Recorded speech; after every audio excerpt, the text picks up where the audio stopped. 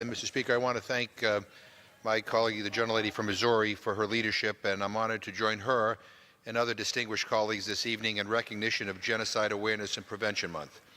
Preventing genocide and mass atrocities is a moral imperative that deserves to be at the very top of our priority list. Mass atrocities are large-scale, deliberate attacks against civilian populations. They include genocide, but also crimes against humanity, war crimes, and ethnic cleansing.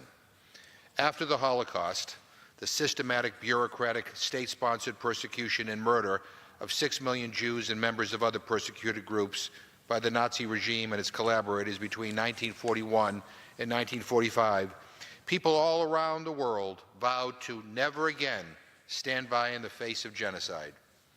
But since then, mass atrocities, including genocide, have been committed in Indonesia, Cambodia, Guatemala, East Timor, the former Yugoslavia, Rwanda, Sudan, and South Sudan, among other places. Hundreds of thousands of people have been murdered, tortured, disappeared, or suffered sexual violence, and millions more have been forced to flee with profound humanitarian, political, and national security consequences. I don't believe the world's failure to prevent atrocities is because no one cares. In this era of instant communication, powered by social media, most people I meet have seen and passionately condemn the ongoing atrocities in Syria and elsewhere. Nor is it because no one knows what is happening. Many, many people warned us for years about the potential for genocide against the Rohingya in Burma. The problem is that we have not been very good at turning knowledge and moral indignation into action to prevent a bad situation from worsening. We must do better. We must do more.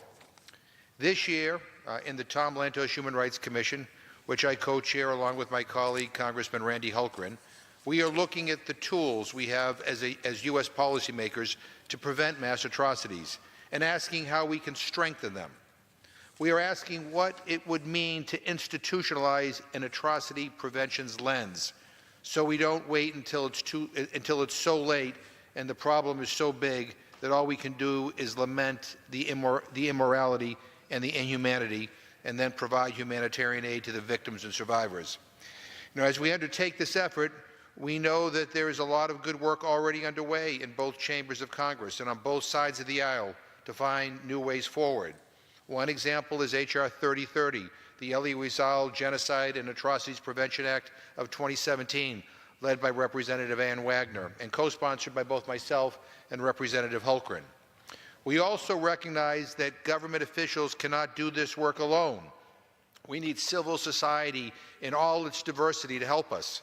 We need community associations, churches, synagogues, mosques, schools, and businesses to take a stand against hate speech, to teach and live tolerance, to document and denounce human rights violations, to open their hearts to reconciliation based on justice.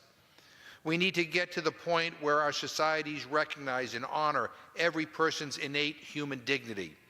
And I want to take this opportunity to salute one of the many organizations that are doing just this kind of work. STAND is a student-led movement to end mass atrocities and genocide by organizing and educating their peers and communities.